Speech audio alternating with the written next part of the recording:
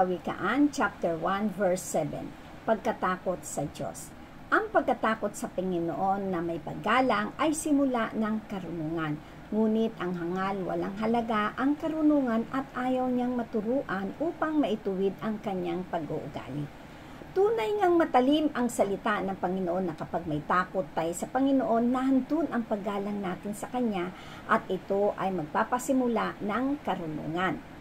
Mas matuto tayo na malaman at gawin kung alin ang tama sa mali at umiwas sa mga bagay o sa mga tao na makapagpapalayo sa atin sa Panginoon.